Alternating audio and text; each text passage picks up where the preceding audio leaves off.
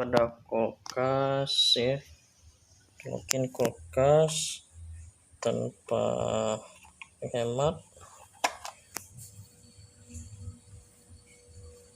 Ini 0,52556 ya, nilainya berubah. Nih kita coba colokin penghemat listrik ya, ternyata 056 ya, 55 ya.